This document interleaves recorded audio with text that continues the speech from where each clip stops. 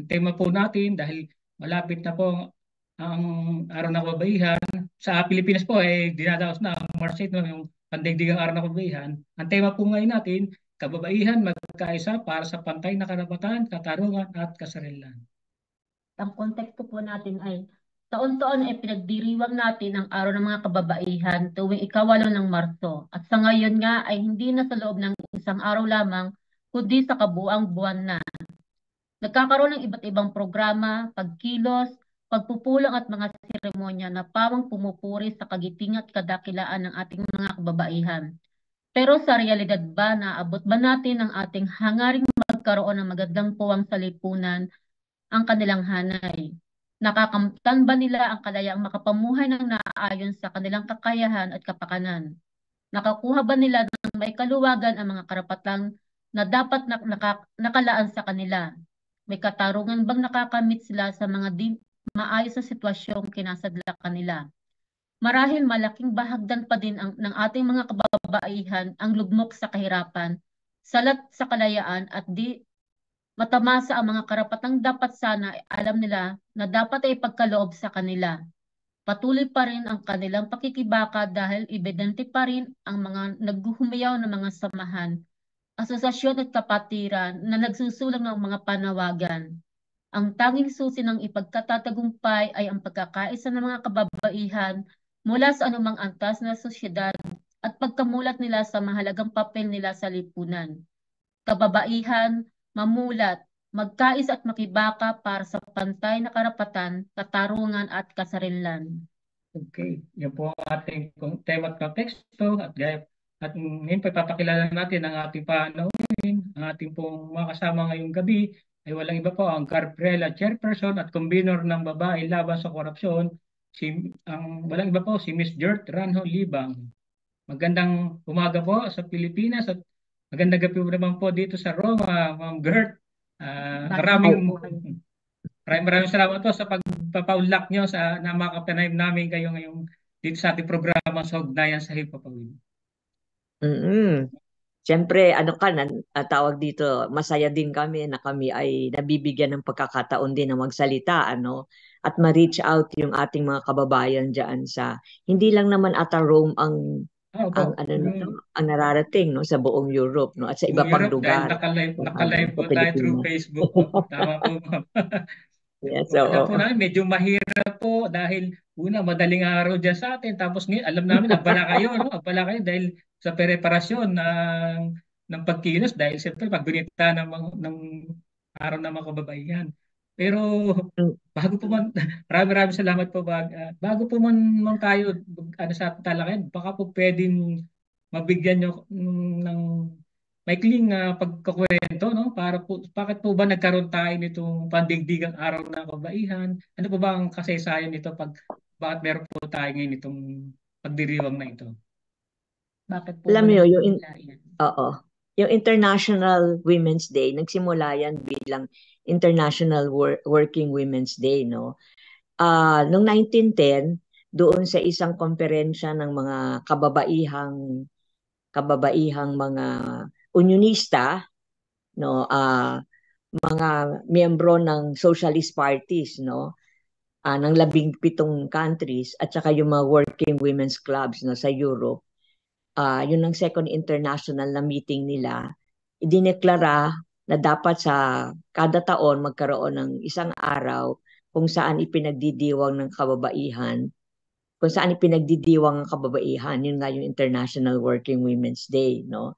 Ang nagpanukala nito doon sa conference ay si Clara Zetkin, siya yung women officer ng Socialist Democratic Party ng Germany. So ano yan.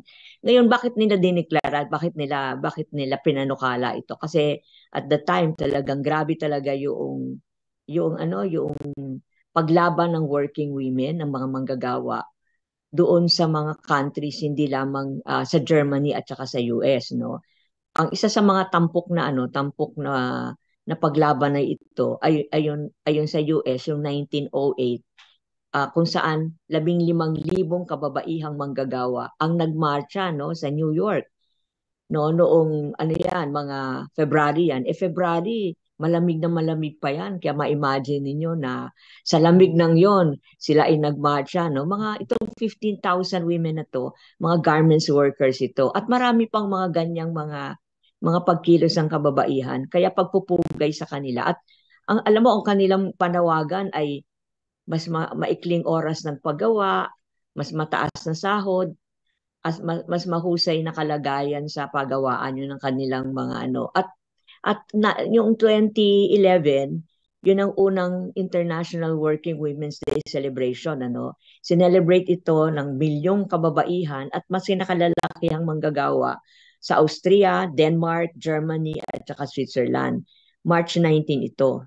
So ngayon, after that, taon-taon, meron ng mga selebrasyon sa iba't ibang bahagi ng mundo para sa International Working Women's Day. Bakit naging March 8, no? Naging March 8 ito kasi noong March 8, 1917, panahon ito ng World War I, yung mga manggagawa sa isang factory ng garments dito sa Russia ay lumabas mula sa kanilang mga factory, mga pagawaan na ang panawagan nila ay bread and peace, no? Peace and bread and peace, kasi nga nung panahon na yon 2 milyong kalalakihang Ruso ang napatay sa World War I. At sabi ng mga kababaihan, bakit tayo papadala ng ating mga kalalakihan sa front? Hindi naman nating giyera yan, yung World War I na yan. At dahil sa 2 milyong kalalakihang namatay, ibig sabihin yan, mga kalalakihang manggagawa ito, mga kalalakihang magsasaka, at ang naiwan sa mga sakahan, naiwan sa mga factory ay mga kababaihan. Ngayon sa pag-aalsa nilang yan, ang daming mga kababaihan ang lumabas din sa streets, hanggang sa pumunta sila doon sa Duma. Ibig sabihin ng Duma parang yung kanilang provincial provincial capital yon. At dahil sa kanilang dumami ang sumasama sa kanila, on the 4th day, yung Tsar, ibig sabihin yung hari ng Russia, ay bumaba sa pwesto at nagkaroon ng provisional government. So simula naging March 8 na yung International Working Women's Day. Noong 1977 lang, dineklara ng UN General Assembly ang March 8 as International Women's Day, na inalis na nila yung working women. No, pero sa atin hindi natin winawala yung working women kasi pagpupugay ito sa kababaihang anak pawis, no, sa buong mundo. So yun Kasi yung nagsimula po siya, ang nagsimula po ng mga workers po, mga kababaihang manggagawa. Oo. At titingnan natin hanggang ngayon, yung mga kababaihang manggagawa, kabilang yan talaga sa laging lumalaban, hindi lamang para sa kanilang para sa higher wages, para sa mas mahusay na kondisyon sa paggawa, kundi nilalaban din nila yung mga polisiya, nilalabanan din nila yung mga polisiya ng pamahalaan na lalong nagpapagrabe ng kahirapan, lalong naglulublob sa kababaihan at sa kanilang mga pamilya sa kondisyon na hindi kaaya-aya, no? So kita natin yan. Sa katunayan, this year, no, ang Gabriela, ang kanyang panawagan ay kabuhayan, karapatan at kasarinlan, hindi tsa-tsa ng dayon at iilan, So kitang-kita na dito na yung sa kabuhayan, manggagawa yan. Kasi hanggang ngayon naman pinapaglaban natin ang mas mataas na sahod, pinapaglaban din natin dito sa Pilipinas yung may laban din tayo against contractualization, no? So yan, tawag dito, mga laban yan ng manggagawa, no? At syempre kabilang din yan yung karapatan, dahil sa pag ikaw umaangal dito, bigla ka na lamang natatag bilang isang terorista, at pag natag ka bilang terorista, syempre yung buhay mo at ng buhay ng iyong pamilya, nakasalang na yan, at risk na siya, no, sa karapatan din. At saka kasarinlan, Kasi lalo na ngayon yung grabe yung pagbubukas ng ekonomiya natin sa foreign control, no?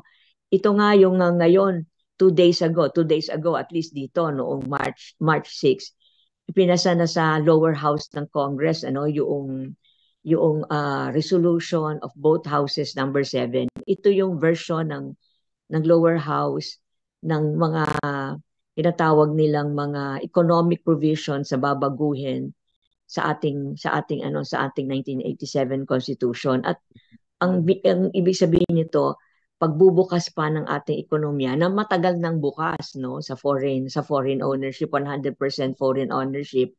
At ang tinututukan dito ay 100% foreign ownership ng public utilities, no, tubig, ilaw yan, o kuryente, at saka ng schools, no, at saka ng media at saka advertising. So yun yung inaano niyan, ano. So talagang binababilis nila.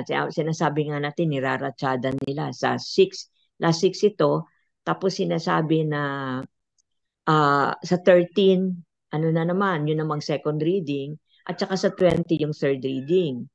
No? So ito yung version ng lower house, no. Pero at against tayo diyan, no. Against tayo diyan kasi ibig sabihin ng pagbubukas grabe ang epekto nito sa ating tawag dito yung anak pawis natin na babae at lalaki, pero lalo na sa kababaihan kasi syempre yung mas grabe ang bigat ng mga yan doon sa ating kababaihan, no. At isa pa pala yung pagtaas ng presyo ng bigas. Hindi lang 50 pesos ang bigas ngayon, ha. Ang average na per kilo ng bigas sa Pilipinas ay 60 pesos. Sabi nga namin na gano'n nung electoral campaign ni BBM, no, ni Marcos Jr., sabi niya 20 pesos na per kilo ng bigas, gagawin niyang 20 pesos. Ang nangyari ay nadagdagan ng 20 pesos ang 40 pesos na bigas yung panahon na Yung per yon. kilo, Yun yung ang po pala nangyari, ibig sabihin. oo. Oo. At alam niyo, kaya nga hindi nga naging 20 pesos per dagdagan pa nga. At alam niyo, pagdating sa labas ng National Capital Region, halimbawa sa Panay Guimaras, tawag dito, ang presyo ng bigas ay 75 per kilo, ha. So, doon pa naman sa mga lugar na yun, mas mababa ang minimum wage. So, ibig sabihin, kalahati halos ng ng iyong kinikita, napupunta na lang sa bigas, no? Kung meron kang pamilya ng 5. So, kabilang yan sa mga pinapaglaban natin. Sa titignan natin, continuous talaga yung working women na paglaban, para dun sa kanilang kabuhayan, para dun sa kanilang karapatan. So, kaya hindi tumitigil yung laban ng kababaihan. Okay, sige po ma'am, para po sa pagpapatuloy. Mahalaga po bang ipagdiwang ang araw ng kababaihan at ano po ang naiambag nito sa pagbabago ng katayuan ng kababaihan sa lipunan? Ay, sabi ko nga marami, no? Kasi dahil doon sa International Working Women's Day, namulat yung mga kababaihang manggagawa doon sa kanilang karapatan, no? At dahil nga doon, isang dagdag ito na araw para yung kanilang mga issues ay i-announce nila sa buong mundo, no? Nila sa public at hindi na nga sa Pilipinas, hindi na lang isang araw ito, buong buwan ito na celebratory at saka commemoration, no. So yun yung continuing saga nga ng kwento ng kababaihang anak pawis. Yun ang meaning o kahulugan ng International Working Women's Day. Maraming salamat po. Ma'am Bert, ano po ang matingkad daw sa pinamapagbahay ngayon sa ilalim pumuno ni Pangulong BBM at paano ito hinaharap ng mga organisasyon nagsusulong sa interes ng mga kababaihan? Ay, tawag dito, yung kahirapan, mas grabe ngayon, in fact, kung titingnan mo, actually, pumunta ka lang sa labas ng bahay mo dito sa Pilipinas. Kita mo na pag pinag-usapan natin ng homeless, hindi lang homeless individuals, homeless families, no? Ano ibig sabihin yan? lola, mula sa lolo at lola hanggang sa apo, nasa labas sila ng bahay, no? At dahil nga sa grabing pagtaas ng presyo ng mga bilihin, hindi na talaga makaangkop yung ating mga working people, ng mga anak pawis natin, na para mabuhay sila sa araw-araw, no? So at dahil doon, malakas talaga yung laban para sa pagpapataas ng sahod. So yun ang isa, no? Malakas din ang laban kaugnay ng pagbababa naman ng presyo ng mga bilihin, lalo na yung yung pagkain. Actually, ang pinakamataas na inflation ay sa pagkain dito sa Pilipinas. In fact, yung inflation para sa bigas ay 23.7%. Ganong kataas, no? 'Di ba? Ang taas-taas noon, ano. So, yun yung kabilang sa mga issues na pinapaglaban, at meron kasi ding direct na epekto yung kahirapan pagdating sa violence against women, eh. Kasi pag grabe ang kahirapan, yung mga kababaihan na nagiging biktima, hindi na lang sila nagsasalita. Kung sila ay asawa, ayaw nilang magsalita kasi natatakot sila na pag naghiwalay sila ng kanilang asawa, hindi nila kayang buhayan ng kanilang anak kasi kailangan mo ng dalawang taong nagtatrabaho sa isang household para mabuhay yung pamilya mo. Kung ikaw naman ay isang manggagawa at ikaw ay na-sexually harass, hindi ka na kikibo kasi natatakot kang mawalan ng trabaho. Sa hirap ba naman na humanap ng trabaho ngayon, ano? At syempre, yung ganitong kalagayan, mas apektado ang kababaihan kasi ang isang epekto talaga ng gumagrabing economic crisis ay yung mga kababaihan, lalo silang natutulak towards informal work. No? So, magagawa sila sa isang kumpanya, pero dahil nga ang unang naaalis ay yung mga kababaihang manggagawa, hindi na sila makakahanap ng trabaho, kaya pumapasok sila sa informal work, nagtitinda sila, tapos kung ano man alam mo yung on a commission basis, alam naman natin yun, na yung magtitinda ka ng makeup, ng kung ano-ano, tapos kung Products. magkano na bibigay sa'yo yung mga produkto, yun, So, informal work yan. At yung mga manikurista, mga naggugupit ng buhok, mga nagmamassage, no? So, kabilang din yan sa tinatawag natin na nasa informal work. Dumadami ngayon ang informal workers sa kababayan. In fact, pagdating sa informal work, more than half ng nasa informal work ay kababaihan. So yun yung isang realidad dito sa Pilipinas. Ano po, ang mas nagpapasampo ng kahirapan sa Pilipinas, kasi nagdo-double burden po sila kasi emotionally din po ay nag-aano rin po sila, eh. Kasi yung pag-iisip na araw-araw, Para kukuha yun. ang bubuhay sa pamilya. Stress, kumbaga. Kaya, happy working Women's Day sa ating Actually, totoo kasi sa Pilipinas, di ba, ang parang nagbabudget ay yung babae. Yung babae wala nang ibabudget, pero kailangan pa rin niyang isipin na saan siya kukuha ng pera para merong pagkain sa lamesa, at yung mga utilities na yan. So lahat, niya yun, Kailangan po iniisip. i-budget yung sweldo ng asawa. Yung asawa naman po, walang sinusweldo. Paano ba-budgetin yun? Ganun po talaga yung sa Pilipinas talaga. Paputulan ng kuryente, Oo. hirap ng At alam naman natin, pag naputulan tayo ng kuryente, doble ang kailangan mong ibayad. Napakahalaga po sa atin. Talagang, ayun nga po, sana nga maayos yung problema ng mga ating salib. Oo, at saka ngayon, dahil din sa grabe ang krisis dito, talagang parang kung sabi nga namin, pag yung kailangan ng pagkain, sa sinasabi nga ng kulang ng bigas, kulang ng baboy, kulang ng mga kung ano-ano na pagkain, importation ng kanilang sagot, no? Hindi yung pagpapalakas sa agrikultura. Pagdating naman na walang trabaho, mababa masyado ang sahod, exportation naman ng labor ang kanilang solusyon. Kaya nga parang gumagrabe ang labor export natin habang gumagrabe ang importation natin ng mga pangangailangan, basic na pangangailangan ng taong bayan, So yun ang nakikitang trend ngayon dito sa Pilipinas. Saka bukod po dyan, ma'am, kasi last time po na-interview namin si Congresswoman Allen Brosas, isa pa po sa sinusulong Oo. ng Gabriela, yung bang bills din, yung divorce bill, dahil para naman nga rin masolusyonan yung problema ng ano, 'di ba, ng mga kababaihan naabuso, no, pinagmumulipitan.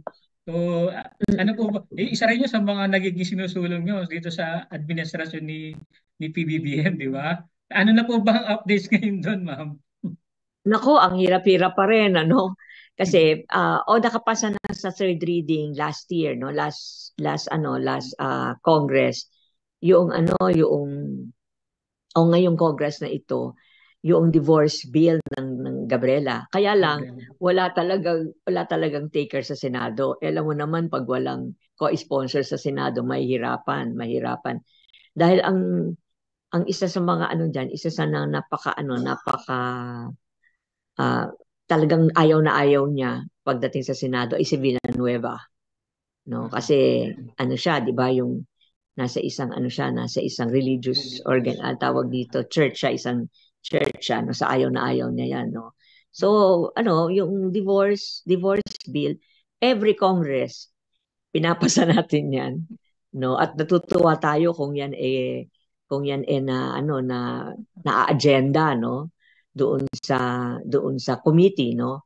Kasi kahit na naman ikaw mag-file ng bill, kung hindi naman ina-agenda, natutulog lang yung bill mo, no? So yun yung ano ng divorce, no? Divorce update. Salamat po. Okay po, ma'am.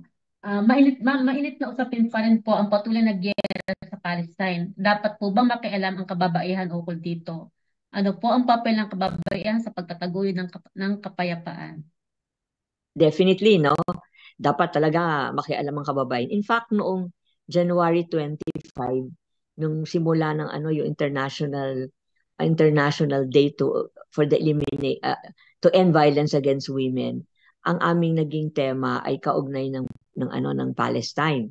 Kasi sa lahat ng giyera naman, sa lahat ng disaster, pagdating sa mga biktima, mga 70 to 80% ng mga victims ay women and children. No? Kasi usually yan, mga kababaihan ang naiiwan. Yung mga lalaki, pag may gera, sila yung pumupunta sa gera. Yung mga babae ang naiiwan, at dahil silang naiiwan, sila yung namumblema paano nila papakainin yung kanilang mga anak. No? Pagdating naman sa mga disaster like floods, no? Maski na like floods o kaya ay yung pagputok ng bulkan, mga lalaki din ang lumalabas para humanap ng trabaho sa labas, naiiwan yung mga babae na nagte-take care ng kanilang ng pamilya, no? So, yung burden ng babae ay napakalaki dahil kahit na naman ibig sabihin pag taking care ng pamilya nila, whether it's war or disaster, hahanap pa rin sila ng pamamaraan para mapakain ng kanilang anak, no? Habang wala Patong-patong po. kasing dumarating, Patong-patong. oo, walang dumarating mula sa kanilang mga asawa. So yun ang talagang burden nila. Kaya dapat talaga ang mga kababayan nag-stand sila against wars, no? Katulad ng nangyayari. Yung tinatawag nga namin mga wars of aggression yan eh, no? Wars, yung katulad ng sa Palestine. At titindigan dapat yan ng kababaihan, no? At malaki rin kaya malaki din ang stake ng kababaihan pagdating sa issue ng peace, no? Kailangan talaga uh, yung kababaihan close sa heart na yung issue ng peace, kasi pero yung peace based on social justice, hindi lamang basta't kapayapaan. Ayaw naman ng kababaihan ng kapayapaan na dahil patay na ang lahat ng tao, kundi dapat nakapayapaan na nakabatay sa hustisya. O di ba, kasi maaring payapa nga pero dahil ang lahat ng tao ay namamatay na o patay na, no? Pero yung may hustisya, ibig sabihin katulad sa Pilipinas, nananawagan din ng kababaihan para sa ang pambansang industrialisasyon at saka sa agrarian at saka sa genuine na agrarian reform. Kasi kung wala yung mga yan, hindi naman talaga mapapanatag ang buhay ng mga Pilipino, at hindi rin mapapanatag ang buhay ng kababaihan. So yun yung isang malaking role ng kababaihan na tawag dito, itulak din niya yung mga advokasya ng mga basic issues ng mamamayan. yung mga basic issues na nagiging dahilan kung bakit hindi napapanatag ang buhay ng mga Pilipino, lalo na ng kababaihan, na siyang doble nga, sabi nga, doble nga ang burden ng kababaihan, no? Inaalagaan pa niya yung mga anak niya, nag-iisip pa siya ng mga pamamaraan, paano mabuhay ang buong pamilya, no? So yun yun ang malaking role ng kababaihan pagdating sa issue ng kapayapaan. Maraming salamat po, ma'am. Alam po naman natin, patuloy na nagaganap ang diskriminasyon at pagsasamantala sa maraming bilang ng kababaihan at mga kabataan. Ano ang inyong programa at sa kasalukuyan at sa hinaharap upang mawakasan po ito? Ang una namin, meron kaming advocacy program talaga, no? Pero talagang ang pinakamalaking pinakamalaking role ng Gabela diyan ay yung sabi nga namin, dapat bigyan mo ng karanasan ang ating mga kababaihan kung paano nag-work ang kapangyarihan ng sama-samang pagkilos o ng pagkakaisa, no? So nagsisimula yan sa pag-oorganisa sa kanila, nasa loob sila ng organisasyon, at sila yung nagpapatakbo ng organisasyon, ng mga chapters ng Gabriela, hanggang sa sila mismo ang nag-aaral ng kanilang sitwasyon, inaaral din nila yung mga issue nila at paano nila ito mabibigyan ng resolusyon, pero sama-sama nilang dapat gawin yon, ano? Kasi sabi nga natin ganon, kahit na yung mga kampanya natin na na hindi successful, no? Maski na mula sa non-success, marami tayong leksyon na matututunan, pero dapat yung pag-aanalisa natin o pag-assess natin ang nangyari ay kolektibo din. O kaya nagkakasama-sama rin para mapiganin nyo yung leksyon, ano? So yun yung una. Tapos ikalawa, syempre, yung patuloy talaga na pagmumulat. Pag sinabi natin na patuloy na pagmumulat, ay yung kasama dyan yung mga campaign, na mass campaigns. Ibig sabihin ng mass campaign ay nakaputungkol yan sa mga communities, mga kababayan sa communities, mga kababayan sa buong bansa, no? At saka pero ang isa pang aspeto niyan ay yung mga mismong pag-aaral. Alam naman yun sa Gabela, meron kaming tinatawag na paaralang Lorena Barros, no? Hindi yung paaralan ito na building, kundi paaralan ito na may curriculum na kung saan yung mga analysis ng kababaihan sa mga issue, at saka merong mga kaming ngayon tuwing ang aming talagang ina-advocate na sana ay kunin ng mga pag-aaral ng mga members namin, at maski na non-members ay yung tinatawag na BKKP, yung batayaang kurso para sa kababaihan ng Pilipinas. Tapos yung siyempre vow orientation din yan, at saka orientation tungkol sa paano magbibigay ng serbisyo sa kababaihan, at yung the women question, no? So lahat ng ito ay tungo sa pagpapalalim pa ng kanilang pag-unawa, at saka pagpapalawak pa ng kanilang tingin sa kanilang mga problema. Kasi pag sinabi natin na women's issues, hindi lang naman issue yan ng babae, kundi issue ng babae bilang isang bahagi ng sektor. Kung siya ay magsasaka, issue din niya yung issue ng kawalan ng lupa. Kung siya ay manggagawa, issue din niya yung mababang pasahod. At syempre bilang isang mamamayan, kaya issue din niya na lumalawak yung balikatan exercises, no? Kaya magbabalikatan exercise na naman sa either March or April, at malawakan ito sa iba't ibang bahagi ito ng Pilipinas, no? At saka syempre issue din niya itong pagbubukas ng ekonomiya ng Pilipinas sa dayuhang pamumuhunan. So dapat yun ang maintindihan ng kababaihan. At syempre yung ikatlong bahagi niyan ay yung pagkilos, no? Yung dapat kumilos sila para mabigyan ng solusyon nila yung kanilang problema, at hindi lang kumilos dahil member sila ng Gabela, kundi pakilusin din nila even yung mga non-members ng Gabela kung saan man sila naroroon, whether it's sa community, sa isang pagawaan, sa isang paaralan, ano. So lahat ng 'yan bahagi ng trabaho ng Gabela. At patuloy pa rin ang pagbibigay ng serbisyo ng Gabela, no?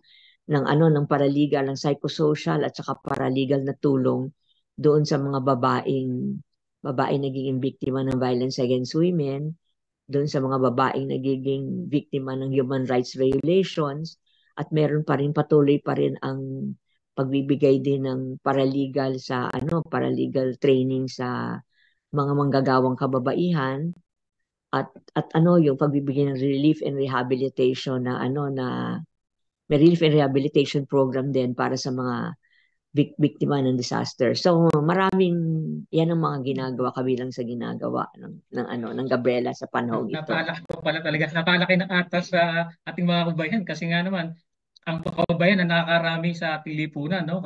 So kapag marami na yung kababayan na mulag, na organisasyon at kumikilos, mas malaki yung future ng ating mas magandang lipunan. Kaya nga po. Oo, pero kaya nga kami kabilang ang Gabriela sa hinaharas ng pamahalang ito, no? Halimbawa ako si Joms, yung ngayon ay chairperson natin ng Gabriela. Yung perjury case namin, 4 na taon na nandyan pa, no? Nanalo na kami sa lower court.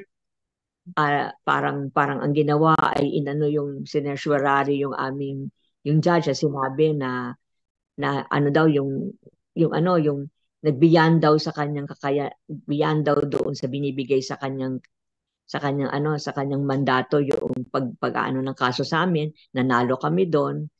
Ngayon ina-appeal na naman, sabi namin, ang pangalan namin ay dismiss, appeal and appeal and appeal, no? Kaya ko nasabi kasi nung isang araw lang namin nalaman na may appeal na naman at nasa Court of Appeals na. Sabi, perjury, napakasimpleng kaso. Sabi nga, hanggang saan matatapos siya? Hanggang sa makataas yan sa Supreme Court, no? Biro mo yun. Pero hindi lang naman yun ang panghaharas sa amin. Marami rin panghaharas sa amin. Limbawa, yung Gabriela Women's Party, pa rin, yung kanilang kaso na sila ay maalis, no? Ay nandyan pa rin sa COMELEC, no? Hindi pa rin nabibigyan ng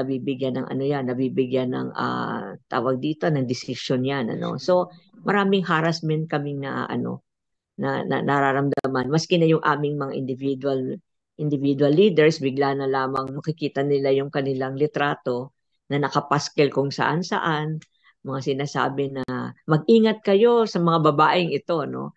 Kasi sinasabi mo nga, kalahati ng populasyon ng Pilipinas ay kababaihan, kaya pag ang kababaihan ay nag-alsa, grabe ang mangyayari. Katulad dun sa Russia, no, yung nagpasimuno ng revolution in a way doon ay kababaihan, no, kababaihang manggagawa, no. So kababaihang anak pawis, kababaihang manggagawa. So kaya ganun din yung panghaharas nila sa amin, panghaharas nila dito sa amin. At alam ko na sa ibang sa iba't ibang mga lugar din, yung mga Gabriela leaders and even outside of the country ay nakakadanas din ng harassment, no?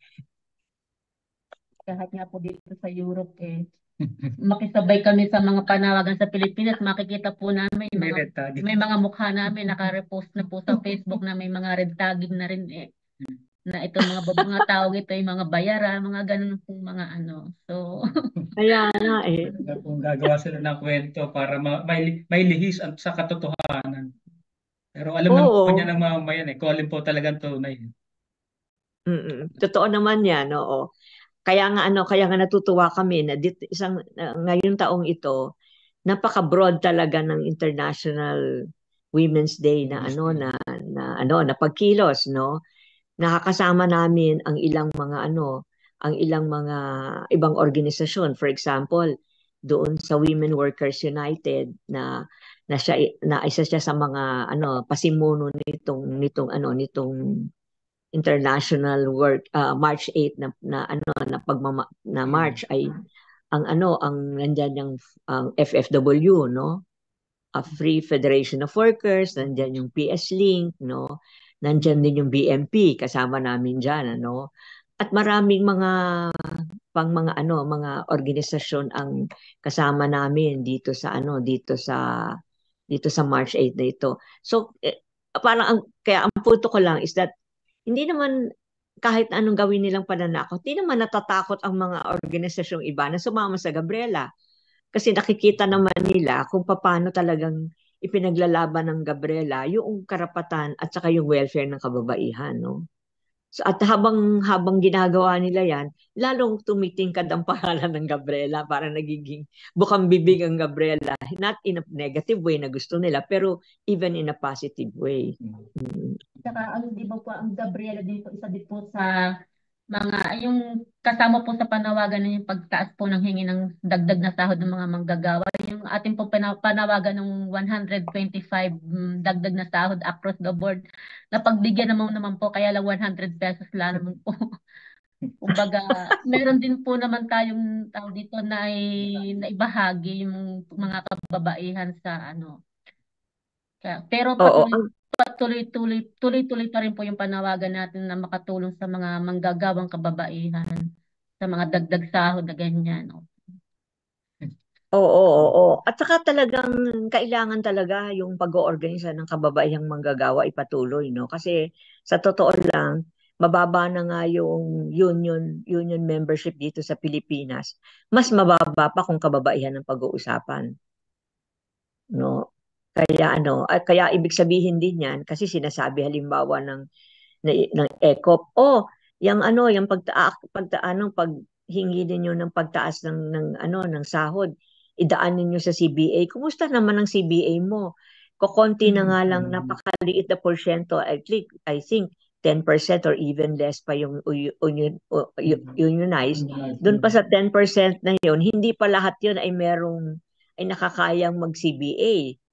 No? So, ganun kagrabe yung sitwasyon din ng ating mga manggagawa dito sa Pilipinas. Kaya talagang dapat yung pagtatayo ng union, lahat kasama diyan, even Gabriela kasama din diyan.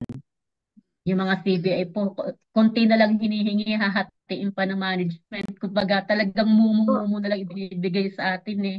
Oo. Napahirapan talaga. Napakalit na porsyento po binibigay. Kumbaga po, sa butas ng karayom, maliit na yung butas ng karayom, doon pa pinipili mapapasok sa butas ng karayom. Oo nga eh.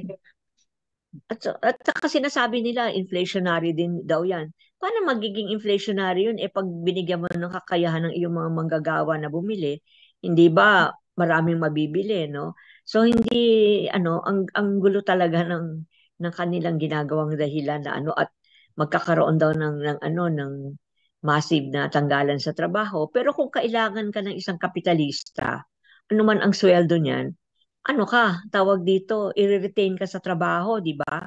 Hindi naman porke tumaas ang sweldo ay yung kanilang inilalabas na dami ng produkto ay bababa nila. Lalaki, ganun pa rin yun, ano? So, mariretain yung mga manggagawa pa rin nila, no? So, hindi ko alam kung ano yung ibig nilang sabihin ng ganyan na ano. In fact, alam mo, ang talaga neoliberal policy talaga ang nagdidikta ng mababang sahod, no? Halimbawa, katulad nito, binubuksan tayo sa parang foreign, tawag dito, yung mga dayuhang namumuhunan. Ang isang advantage daw natin doon sa ibang mga bansa, kaya dapat ang mga namumuhunan ay pupunta rito, dayuhang namumuhunan ay pupunta dito, ay yung cheap labor natin. So meron tayong cheap labor na skilled naman. Kaya hindi nila talaga tataasan ang ng manggagawa, ang sweldo ng manggagawa kasi kumusta na yung cheap labor nila bilang pang-akit sa dayuhang mamumuhunan, mawawala na yan, ano? So yung cheap labor, yung contractualization, nandiyan na. Kasi pag siyempre contractual ka, ibig sabihin 6 months, 3 months, 3 months to 6 months ka lang magtatrabaho dyan. Hindi na aakyat ang iyong sweldo. Kasi siyempre kung ikaw ay regular, habang tumatagal, tumataas din ang sweldo mo, no? Pag ikaw laging contractual, ang sweldo mo laging minimum or below minimum pa nga. Saka wala po siyang mga benefits na nakukuha ka Walang benefits, oo. Saka ma'am, nakaugat po yan kasi sa problema, wala kasi nga tayo pambansang industrialisasyon. Kaya Ay, aasa totoo. na lang lagi tayo sa ganyan, no? Yan ang magiging problema natin kapag nagkaroon pa ng charter change. Lalo mawawalan yung pag-asa na magkaroon tayo ng pambansang industrialisasyon kasi nga puro foreigners na lang ang makikinabang sa ating likas na yaman at sa lakas paggawa ng mga mamamayang Pilipino. Tapos yun nga, yung edukasyon, di ba sabi nyo, gagawin rin isang pag-aari na rin ng mga foreign ownership. So talagang ang magiging Wala nang masyadong epekto po niya, hindi natin makakapag-aral. kontrolado na rin pati mga presyo ng mga babayarin ng Oo, ating Mga tuition fee. tuition. oo. At saka tawag dito, pag pinag-usapan din natin yung mga schools halimbawa, kasi parang ang gusto nila bigyan ang gusto nila talagang talagang ibukas ay yung pang basic education. Ibig sabihin elementary anong klase ng pananaw ang makukuha nitong hindi ba kung atin titingnan ng history yung unang mga eskwela natin na formal ay mga ang nag-ano niyan yung public education yung mga Thomasites yung mga tawag dito American teachers ano naman natutunan ng ating mga kabataan, pagmamahal sa Amerika, hindi pagmamahal sa Pilipinas. Kaya doon nagsimula yung ating tinatawag na baluktot na pananaw na dapat maputi ka, dapat Matangos tawag ang ilong. dito. Oo, matangos ang ilong, no? Samantalang Pilipino ka, Colonial mentality po. yung Saka colonial doon po mentality nag-umpisa natin. yung pagkaroon ng yung ibig sabihin pagkakaroon po ng isang bagay na kailangan branded, Oo, Imported, branded, imported. imported. abroad, oo, made, So, diyan ang galing yan, di ba? At unti-unti na nating naalis yung colonial mentality na yun. Babalik na naman tayo dyan, foreign, tawag dito, ang mga dayuhan ang magtuturo na naman dito sa ating sa ating bansa, Kasi So, ang talaga, hindi talaga kita mo talaga na yung pagmamahal sa bayan, yung patriotism, nawawala na yan. Nawawala na nga, aalisin pa nila, Yun yung sabi na global world daw. Kahit na global world, dapat ang kultura mo bilang isang isang bansa ay dapat manatili diyan, hindi dapat mawawala din yan. Lalo na yung mga positibo ng mga values mo, bilang Pilipino, dapat manatili. At isa diyan yung pagmamahal sa iyong bayan. Saka hindi po totoo yun, ma'am, pag tumaas ang sahod ng manggagawa sa atin, lalo magsasara ko pa niya kaya mawawalan trabaho. Kasi nga kaya nga, di ba, kasi sila napunta nga dyan, cheap nga ang labor sa atin. Kasi kung nasa kanilang bansa yan, hindi nila pwede pasweldohin ng sahod kung magkano pinapasahod sa mga kapwa, sa mga Pilipino, So, mas lalo sila mawawalan doon dahil halimbawa na lang po namin dito sa Italy, hindi nila pwede pasweldohin ng kagaya ng pasahod sa Pilipinas ng mga Pilipino yung mga manggagawa Italiano. Talagang mag-ano po sila, magrereklamo. So, yun po yung sinasabi natin na hindi po yan totoo. Maaari na magkakaroon, mababawasan yung kanilang tubo. Kasi isang katerbang tubo ang kanilang ginaganan sa ngayon dahil nga po, kaya nga sila pumunta dyan para pumamal ng sandab-dambuhalang tubo. Mababawasan pero hindi yung makukuha lahat yun dahil patuloy pa rin silang magkakamal ng tubo. Yun naman po ang katotohanan dyan. Pero dapat nga po, dapat ang pagtuunan ng pansin ng ating pamahalaan ay yung makalika tayo ng industriya na wag na tayong umasa sa ganyan pong, kasi kita nyo atin puro mga subcon lang, yun nga, kaya puro lang uh, contractual ang gagawin. So dapat talaga mga ng regular na trabaho para sa lahat ng mga manggagawang Pilipino. Ayun po ang dapat. O, ang pakalam nyo, yung lalong nababansot ang ating ekonomiya dahil diyan sa pagbubukas sa foreign na yan, tawag foreign na pamumuhunan na yan, Bakit natin sinasabi? Halimbawa ngayon, mula sa 20 or even more than 20% na share sa GDP ng manufacturing, naging 17% na lang ngayon, Tapos mas mababa lalo yung nagiging mga manggagawa nagiging manggagawa din sa manufacturing. So, ibig sabihin, ang manufacturing industry natin ay bumababa. Maski naman ang agrikultura natin, ganun din yung share sa gross domestic product ay lumiliit din, paliit ng paliit siya. Services ang thriving. Alam naman natin, ang problema sa serbisyo, hindi yan gumagawa ng mga bagay, nagagawa pa ng mga bagay. Hindi katulad ng manufaktura, nagagawa ka ng isang bagay, nagagawin, na tawag dito, gagawa pa ng ibang bagay. O kaya ng agrikultura, nagagawa ka ng meron kang produkto na pwedeng gamitin sa paggawa ng ibang bagay, nagagawa pa ng ibang bagay, ano? So, yun. So, wala na yung ano, kung serbisyo ka lang. Tawag dito, yun lang yung iyong hanggang stop pagkatapos ng 8 hours mo na pagsiservisyo, tapos na naman. The next day ka na naman na nawibigay ng service na yan, ano? So, ganun yung nangyayari sa ating bansa ngayon eh. Kaya nga napakalaki talaga ng laban natin, ano, na dapat nating ilaban. Na yung nga sinasabi nga natin, pambansang industrialisasyon, kailangan yan. Isa ngayon sa umaangal itong mga tawag dito yung nagmamanufacture ng mga jeepneys natin. Kasi even yung public utility vehicles, ibubuksan na 100% sa 100% sa foreign ownership eh. So ibig sabihin yung mga jeepney makers natin na lokal na mahusay namang gumawa, talagang mai-ease out sila. Maliliit pa naman sila, hindi naman yan yung mga malalaking mga nagmamanufaktura. So, kakainin sila dyan. At saka karanasan natin, pag pumasok ang dayuhan mamumuhunan, yung shoe industry halimbawa sa Marikina, nawala Marami yan. mga mawawala na rin ng trabaho. Kumbaga, Oo, kaya nga yung maraming nawala ng mga maliliit trabaho. pong negosyante, matatakloban po ng mga malalaking negosyante.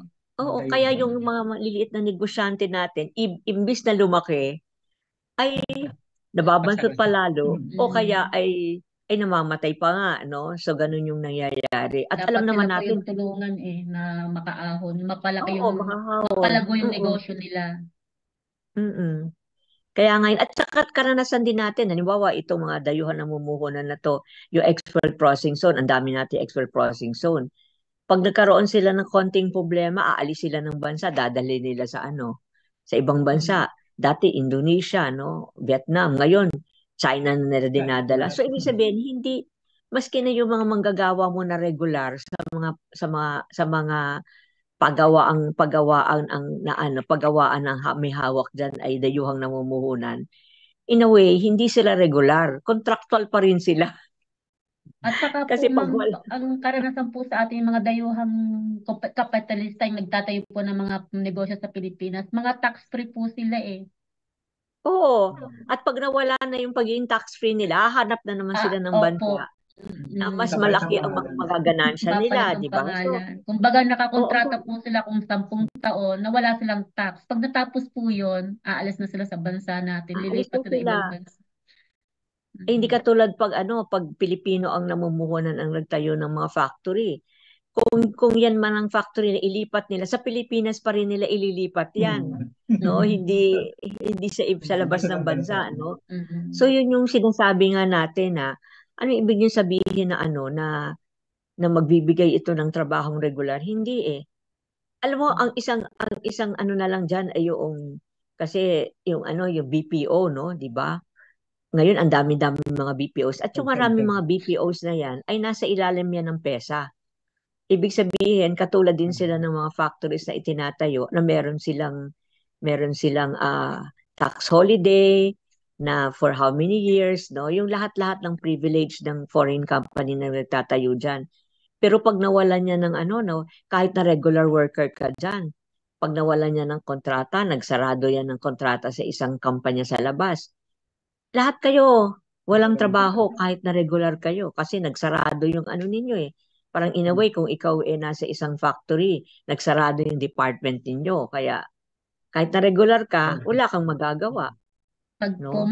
Pagka po ma'am minalas-malas, wala pa po rin pong mga separation pay Kasi na wala. nangyari kasi wala pong union na po.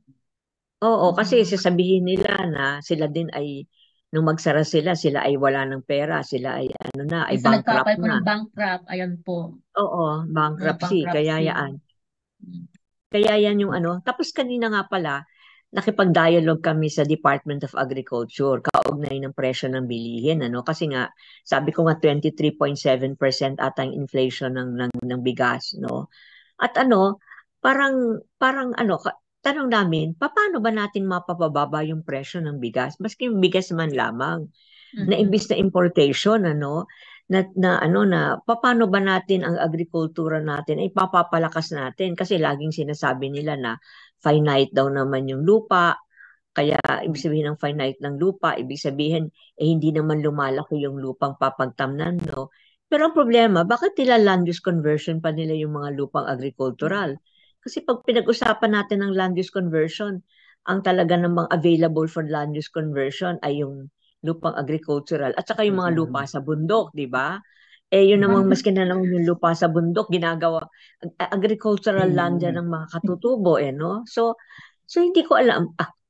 Hindi ko alam. Katulad po Yung, ma'am na yung nilan conversation po doon sa mula Tagaytay sa papuntang Nuvali po, parang ginawa tatayong po ng SM, malaking SM po yun na.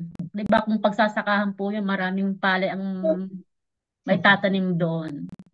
oo, tapos isa kasing bring up na issue, yung El Nino, kasi talagang ang kasama namin kanina ay mga dalawang magsasakang babae mula Bulacan, na talagang kita mo talaga bitak-bitak ang mga lupa nila na sinasaka kasi sabi nga ganyan, bakit naman alam naman ng gobyerno na magkakaroon ng El Nino years and years ago pa. Pero ano yung ginagawa nila? So ang kanilang sagot ay ay nagbibigay sila ng ayuda, ng ganyan, etc. Pero para ka mabigyan ng ayuda, dadaan ka ng isang proseso na ikaw ay na ikaw ay nagrerehistro. At ang rehistro ay digital. Kumusta ka naman yung mga magsasaka? Kami, ako nga na taga syudad na no? Hindi pa ako masyadong maalam dyan sa digital. Pagsasaka pa yung bibigyan mo ng ganyan. Sabi nga ganun. Paano ba yan? Di tipong marami talaga yung hindi makaka-avail niyan dahil nga sa hindi naman sila marunong kung paano sila Ayuda na po, magre-register. pinapahirapan pang masyado yung ating Hirap na nga mo, mga saan ka kukuha ng pabiling computer para maka-online sa mga Oo nga, ganun. oo. Tapos kinikwento din ng mga magsasaka, ang dami-daming hinihingi sa kanila. Like, yung ng lupa, ang kalakhan naman ng ating mga magsasaka ay hindi naman may-ari ng lupa, no? So nakikisaka lang sa kanila. So wala silang titulo ng lupa. Tapos marami pang mga kung ano-ano raw na kailangan silang gumastos para makuha nila yung mga yan, ano? So napakadaming tawag dito yung bureaucratic requirements na bago mo ma-avail yung dapat ay sa iyo na. Sabihin may karapatan ka doon, may karapatan ka makakuha ng ayuda dahil ang iyong lupa ay ng El Nino, no? Pero padadaanin ka pa rin sa butas ng karayom, ikaw na. Logic na po yun kung meron po ba naman sila, bakit sila aasa pa sa ayuda. Kung ang gagastusin nila sa paghingi ng ayuda, pwede na lang ipambili ng pagkain nila. 'Di ba dapat po yung ayuda, ibigay na lang ng wag nang pahirapan yung mga tao na magsasaka na nga po yan Kaya kaya nga yan, yun ang aming din kanina sa Department of Agriculture. Kaya ang dami-dami mong nakikitang mga parang sabi ko ng ganun. Ano kaya, hindi kaya sila nakikipag-usap ng Department of Agriculture dito sa DPWH halimbawa? Kasi pag ang DPWH, ang dami-dami na infrastructure program at kabilang sa kanilang ginagawa ay ilaland use conversion ng mga sakahan, di ba? Parang lalong lumiliit yung sakahan natin dahil nga sa mga private companies na nagtatayo ng mga commercial establishments sa malalaki, yung infrastructure development program ng government na isa ding epekto nito ay dinadaanan yung ating mga sakahan, no? Kaya lumiliit yung ating sakahan. So, yan. Ang dami natin na problema na dapat nabigyan ng pansin.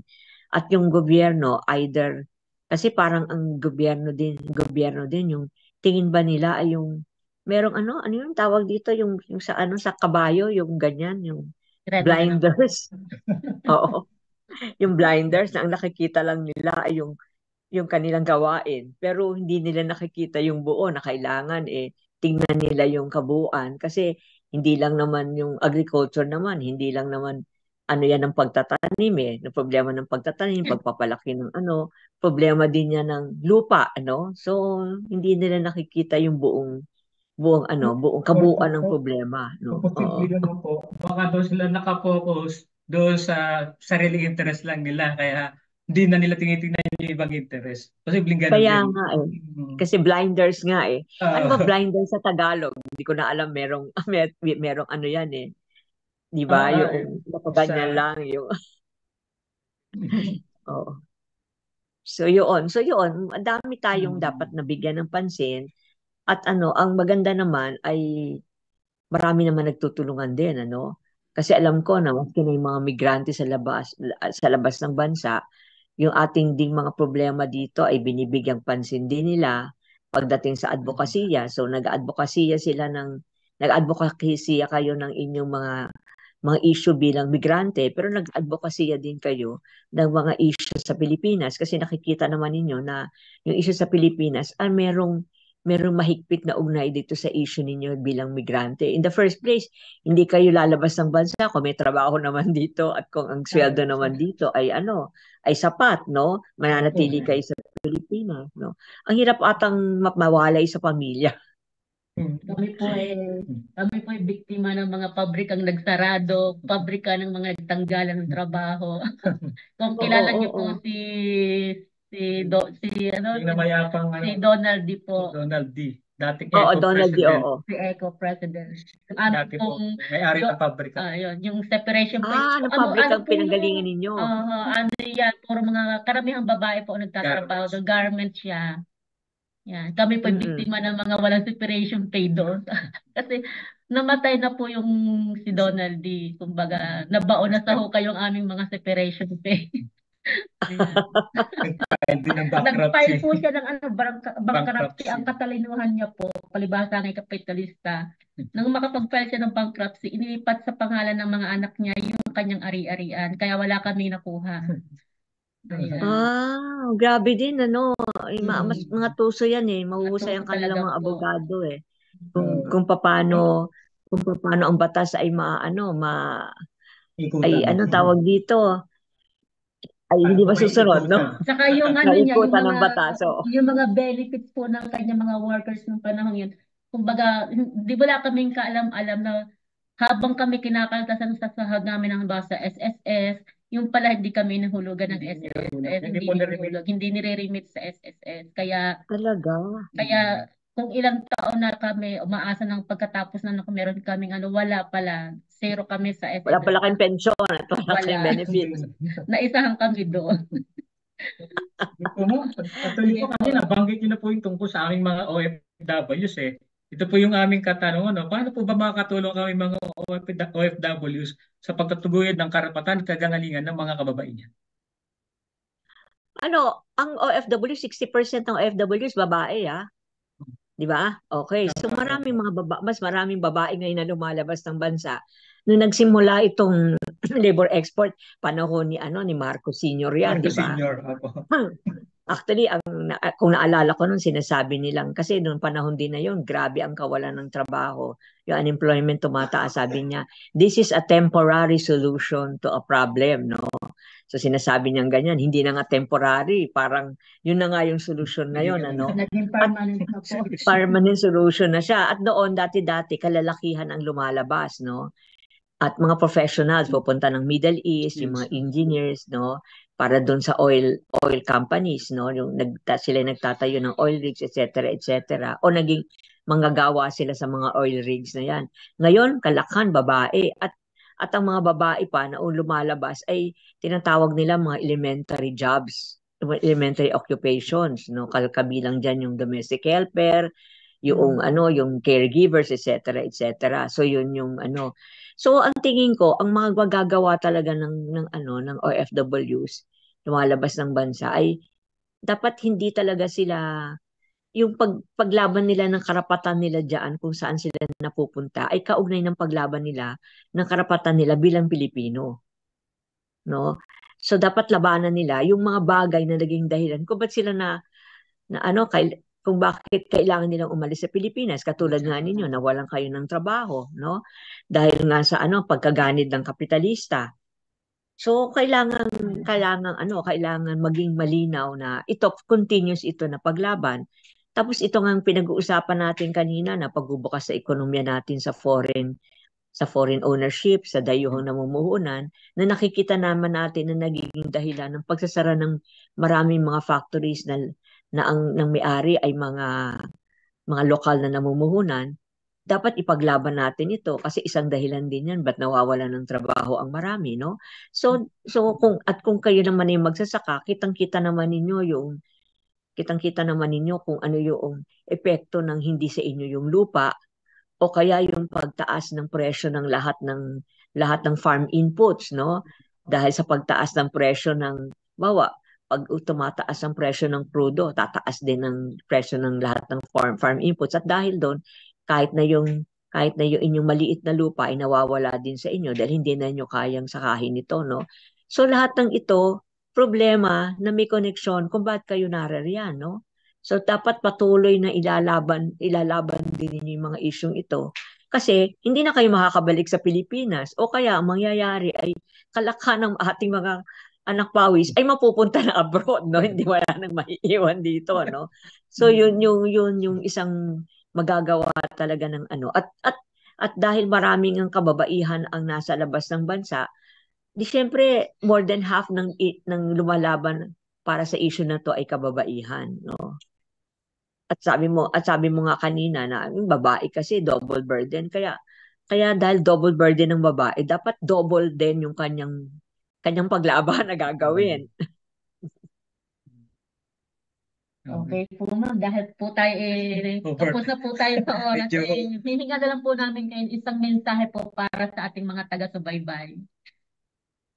Okay, no? Yung Women's Month, Women's Day, ang Women's Month ay isang araw ito, isang buwan ito sa Pilipinas, sa isang buwan ito kung saan dapat ang ating mga hinaing, ang mga suliranin, issue ng kababaihan ay mapapaabot, no, sa lahat ng tao sa ating bansa, sa lahat ng tao sa iba pang mga bansa, no. At kaya dapat maging aktibo tayo ngayong Women's Month, no. At dapat tandaan natin na wala tayong nakuha na karapatan, wala tayong nakuhang pribileyo na hindi natin yan ipinaglaban, no? Pinaglaban natin lahat ng yan, hindi ibig sabihin na ibinigay na naging batas yan dahil sa mababait ang loob ng ating mambabatas o mababait ang loob ng mambabatas sa lugar kung saan na kayo. Pero dahil yan inilaban ng taong bayan, no? So padayon tayo, move on tayo sa ating paglaban. Sabi nga natin, abante babae, palaban militante. Lagi nating tandaan yan. So magandang umaga ho uli sa lahat ng nakikinig, no? At marami pong salamat doon sa Radyo Roma sa pagkakataong makapagsalita sa araw na to. Maraming salamat po Ma'am Gert, at sabi niyo nga po, abante babae, palaban militante. Okay. Maraming salamat po sa pagkilos sa Pilipinas. At Happy Women's Day po sa lahat ng mga kabayan. At siguro next radio program ninyo ay makakakuha na kayo ng news about ano nangyari. Okay po, sige po. Okay po yan. Sana nga po magkaroon po tayo ng regular na pag-update po dito sa ating program sa Ugnayan sa Ipapawid. Napakalaking kapanayan po ulit namin kayo. Marami po mga organisasyon ng kababayan dito na makakasama nyo rin pagka bisan gawin po natin isang level ng usapan ng mga pangkababayan. Total, nakakarami naman kayo sa ating lipunan, di ba? So, dapat naman po talaga maging boses din sa ating programa yung mga hinaing ng mga kababayan. Sige po, maraming salamat po. Muli, Ma'am Gert. Sana susunod po muling nating talakayan. Regards po sa lahat yan ng mga kababaihan. Sige po, salamat.